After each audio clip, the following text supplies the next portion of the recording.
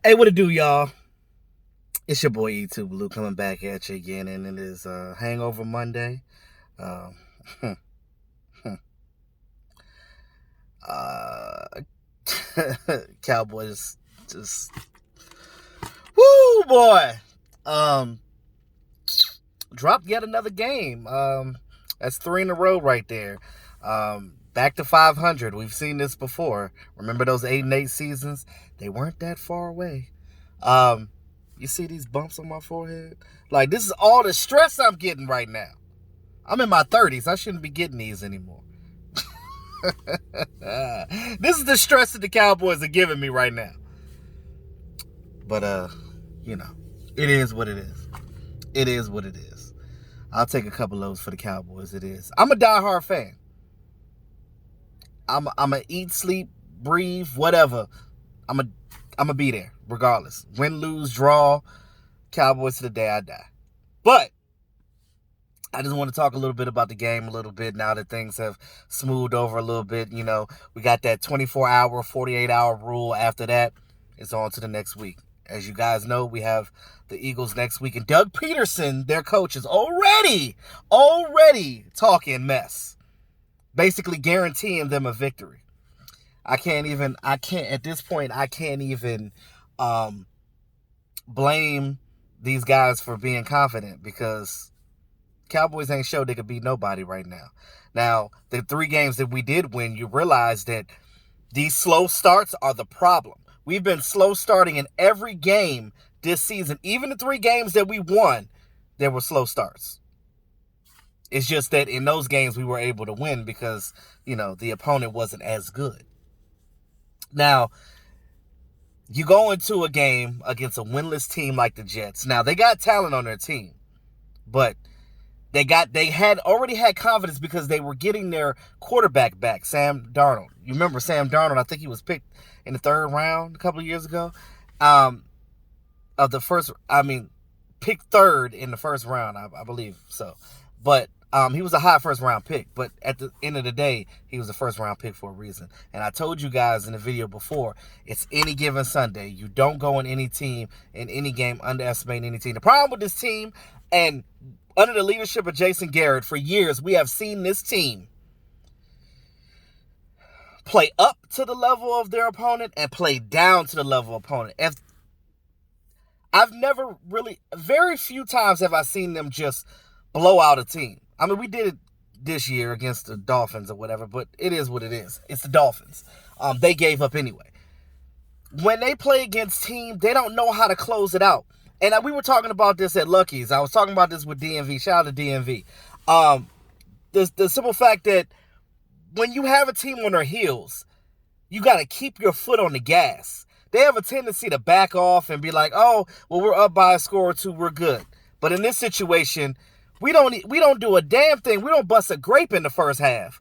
And we got to play from behind to try to catch up. Then we got to race against the clock. Then we need something to go our way with the refs. And the refs ain't going to give you nothing. We already seen what they did in these games with not giving us the calls. It should not have to come down to the refs in the first place. You should be in a situation where you're already up on the team. So no matter what a ref tries to do to counteract that, they won't succeed because you're already up and you're already doing what you need to do to put that team away. They should have been able to put the Jets away. I don't give a damn the situation. They should have been. As much talent this team has, there's no way you're going to sit here and tell me that they couldn't have put the Jets away. There's no way in hell. Yes, they got Le'Veon. Yes, they got Sam Darnold. Yes, they got Jamal Adams. Yes, they got Jamison Crowder, which is a Cowboy eater even when he was with the Redskins. But at the end of the day, they shot themselves in the foot. You look at this game. You look at player execution. You look at this coaching staff. Now, I'm going to talk about this coaching staff because I know everybody wants Jason Garrett fired. I agree. I never said I didn't agree with you guys. I think up until now, these players played for Garrett. But you notice that on the sideline, when some of the defensive guys like Malik Collins and them were coming off the field and Joe Thomas on all them, they didn't high five the coach. He just walked right past him. I try to take things with a grain of salt because I don't try to judge situations until I know I wasn't there at the game. So I don't know exactly why they did that. I don't know if they were just being spiteful of the coach because they're just tired of Jason Garrett, or if they were just tired of losing and just getting off the field and were just like, you know what, forget this. I don't feel like shaking nobody's hand right now. It is what it is. Yes, we had that interception, and yes, we gave the guys a 3 and out on a play or whatever, and we're getting back on the bench, but we still losing this game. So I look it up. I look at it like that. You know, it's different reasons. I don't know what the real reason was. I'm not going to sit here and try to speculate it. I don't get paid by the teams. It is what it is. It's just a fan's opinion. My opinion don't matter. I'm just a guy.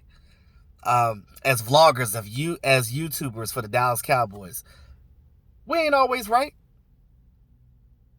but we try to, for the most part, us as a whole, and I'm speaking as all my Dallas Cowboy YouTubers. Shout out to all of you guys. We work hard because we love this team, and we genuinely want to see our team succeed, and we want you guys as the fans, and even some of you guys that follow us that are not fans, to enjoy football as football. Not just Dallas Cowboys, but football in general. This is the understanding that we're trying to get you guys to understand, that, like, let's be smart about it. And I'm all for, talking crap or whatever, it is what it is, but when some of these people come out and I'm just disgusted by some of our fan base, because I didn't think we were like this. Where did this come from? Just out of nowhere, just bad mouthing each other, and we're fans of the same team.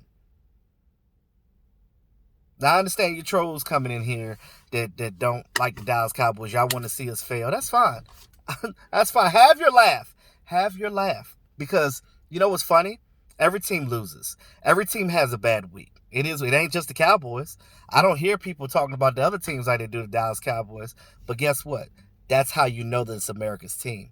Because if it wasn't America's team, they would not be talked about like this. And when they lose, would nobody give a damn but the fans of the team.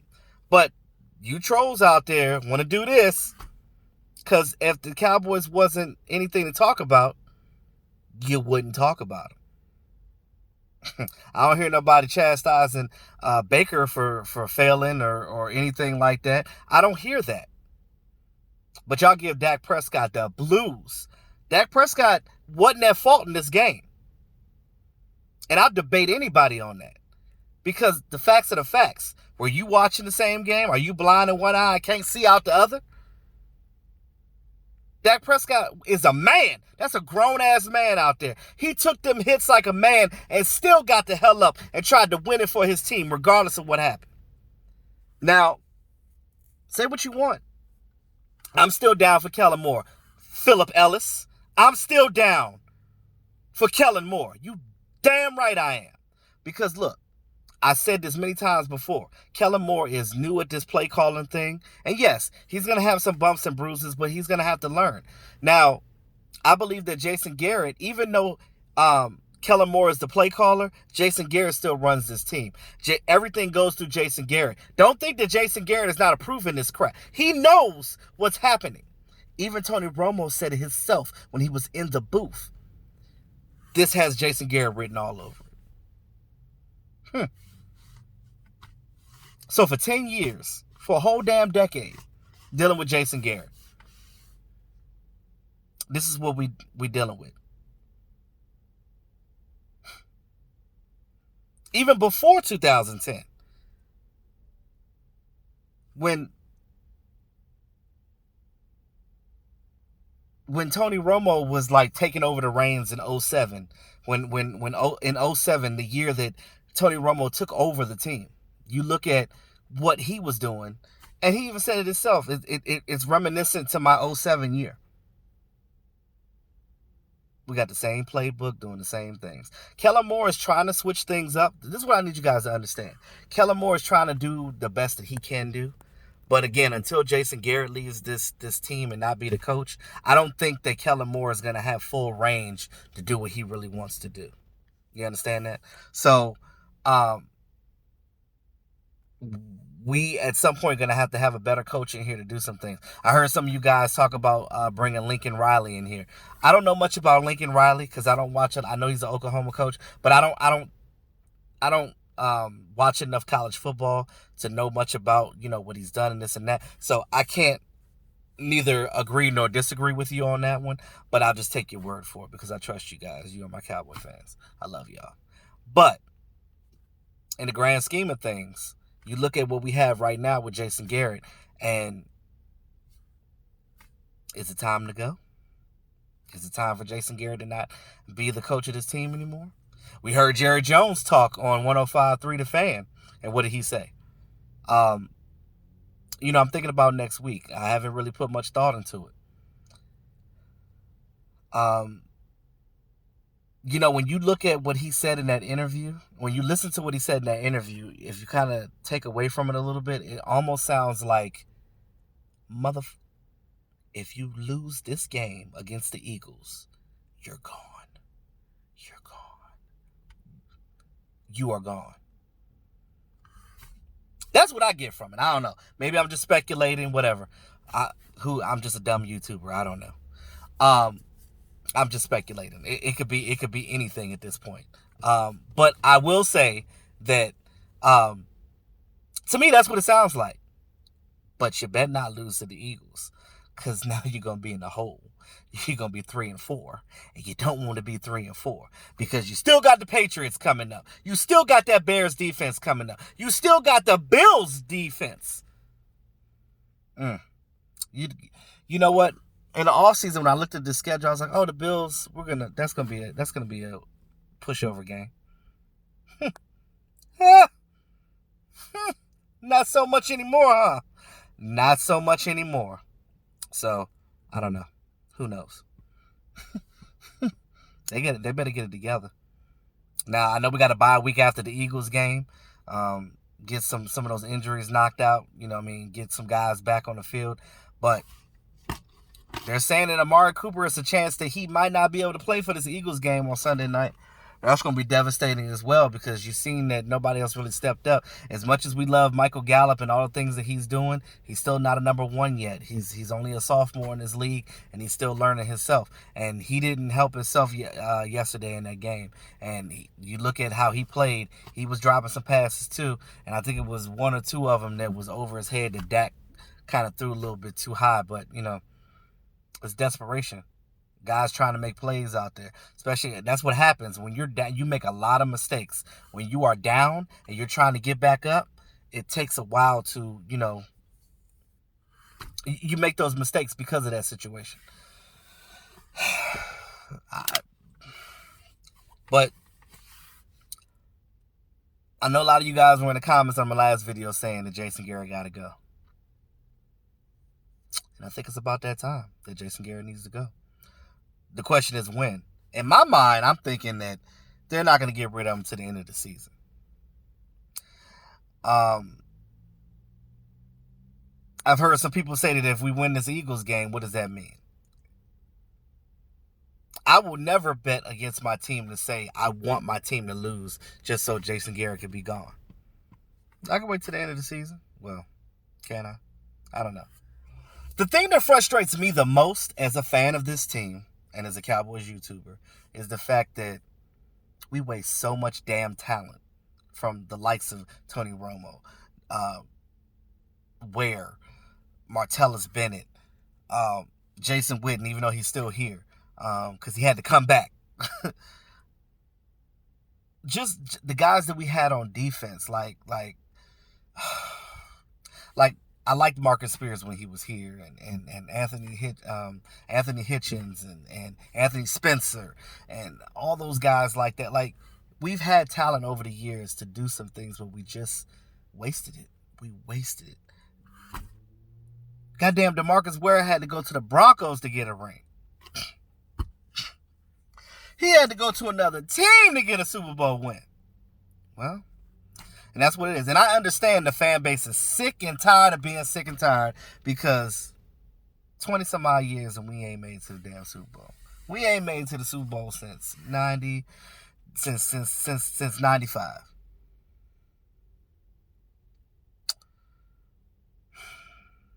Let me tell you something. Shit, we ain't made it to the NFC Championship in a long time either. I said in the offseason, Jason Garrett was going to get fired regardless if we don't make it to the NFC title game. And I'm looking at the clock right now and the Wednesday, and if we keep going on this journey where we starting games lackadaisical, like we don't give a damn and we just trotting on the field with no sense of urgency, what's going to happen? You're going to get down in the game and you're going to keep losing, and you're going to keep losing, and you're going to keep losing until you're 500 again. 8-8. 8-8, 8-8, 8-8, 8-8, 8-8. Tired of the 8-8. So, let's get it together. And I know that, it's still early in the season. Things could change. We came from a deficit of being 3-5 last season and came back and went to the playoffs. But they still fired Scott Linehan. That similar situation can happen if we make it to the first round and we do get a one and done. And if it doesn't happen, they're going to have to figure some things out. Somebody got to go. And it's got to be Jason Garrett because you done got rid of everybody else. Now, before I end this video, let's get some ownership to the defense as well. One thing I noticed, too, about this defense, I love Rob Marinelli to death, but I just think his defense is just outdated. This is the reason why he's not with the Buccaneers anymore. This is the reason why he's not with the Bears anymore. He still has that older philosophy. And I see what he's doing. They like these young, fast, strappy guys. I get it. But the problem is when you get these young guys that rush fast and rush hard, they over-pursue. And teams know how to counteract when they over-pursue. When they get too aggressive, the other team waits. Oh, I'm going to let you rush through, and I'm going to let you rush right past me. I'm going to slide up into the pocket, and I'm going to get that first down every time. And that's what teams are doing. They know how to counteract what we're doing. And the problem is we're not making adjustments with that. I don't know if it's a confusion between who's in control of the defense, because it's like, who's the coordinator right now? Is it Ryan Marinelli or is it Chris Richard? Because I see Chris Richard over there calling plays. I see him trying to rile the guys up. But did he come from a base defense that was cover 3? I'm just saying. Some of the things that we do is a little different than what Chris Richard is used to. So I don't know if that has something to do with it. I don't know why they're hating so much on Jordan Lewis. Jordan Lewis needs to be a starter because all he does is make plays. He comes in there a quarter of the time and makes plays. Now you got guys injured. Now what you going to do? So we a banged up team just like the Eagles are. So this matchup is going to be crazy because both teams need this to get the number one. But again, I kept telling y'all to try to prevent from getting to this. You were supposed to win one of those 3 games, if not all of them, to stay in first place without having to worry about the Eagles. But what you did was you kept messing around and losing games, and now you're back at 500. And now you got to beat the Eagles to keep that number 1 spot, period. But I don't understand with this defense, because I looked at this defense and I was like, this defense is playing good. We were like 5th in the league last year. We actually have more talent last year than we did this year. With the addition of Quinn and Christian Covington and Kerry Hyder. Those guys are good players. I don't know what's going on. I don't know why we can't. You can't sack Sam Darnold with that offensive line that he had. Oh my God. It just goes to show you that Sam Darnold was better than a lot of people thought, because remember when his backups were in there, they were getting sacked 10 times a game. But he comes in there, he's able to move around and shuffle. He knows his team. He knows his offense. So with that being said, that's one of the reasons why we faltered. But again, D-Law got to do better. This whole line got to do better. These linebackers got to tackle better at the point of attack. So it is what it is. So somebody got to go. Jason Garrett got to go. Now, end of the season, 2 weeks from now, whenever. I don't know who's going to be the coach of the team after that, but, I always tell you guys, if you want something to go away, you have to come up with a solution on who's going to fill that role. And it's got to be somebody adequate enough with this team to fit the bill. Now, I hear some of you say, Jason Garrett is not fiery enough. We need that. Well, if Jason Garrett was a fiery coach, knowing his background and how he is, you wouldn't like him because it's phony. Yeah, we liked how he did when he slammed the thing down, the flag down or whatever. Finally showing some more. That's fine. But if he does that all the time, you're going to know that it's phony. He's just doing that just to get people to like him. But he ain't going to do that. He is the way he is. He's conservative the way he is. He's stubborn the way he is. And that stubbornness is going to make you lose your job. We need a coach that's going to be in here. I'm not talking about, I don't need a guy that's going to be yelling and hoorah all damn day. I need a coach that's sound. I need a coach that knows what they're doing. I need a coach that is willing to be innovative. I need a coach who's willing to be creative. I need a coach that's going to come in here and basically say, this ain't working. Let's do this. Because all Jason Garrett want to do is run the goddamn ball with Ezekiel Elliott up against the damn wall in the A and B gaps all day. Well, sometimes you got to bounce it out to the outside. Sometimes you got to do some screen passes. Sometimes you got to run some wheel routes. RPO. We don't do none of that stuff enough. Not saying that we're being a lot of predictable this year because we're playing much better as far as with the play calls. I'm not knocking Kellen Moore, but he's still learning. But like I said, Jason Garrett still wants to go back to that old school stuff, and we can't allow him to keep trying to put this team back. We need to move forward. We need to make total, complete changes to the point that even Tony Romo don't even know what we're doing. Because if Tony Romo could sit in the booth and tell you everything that's going on, I know he's a smart mind, but if he's telling you that a lot of things have not changed since he left, that's a damn problem. Because all you're doing is taking a young, talented Dak Prescott and you're holding him back, and you're making it look like he's, how you guys say, trash cut. Open your fucking eyes. Excuse my French, but I get irritated with these people that keep talking about Dak and how trash he is, and I'm like, are you stupid? What are you watching? Are you just being ignorant because you just want to get a rise out of somebody? Look at the bigger picture. I need you to have football common sense. And if you ain't never played football in your life, shut the hell up and listen. All right? Just listen to the people that know what the hell they're talking about and learn instead of sitting here and coming out of your mouth spewing stupid mess. Tired of it. I'm sick of it. But at the end of the day, we got to figure something out. We got to do better. We have to do better as a team. And I'm sorry for being long-winded, but that's just how I feel. I had to get all that off my chest. Now, back to your regularly scheduled program. Thanks again, all my subscribers. I appreciate you guys. If you're new to the channel, go ahead and hit the subscribe button. Hit that notification bell.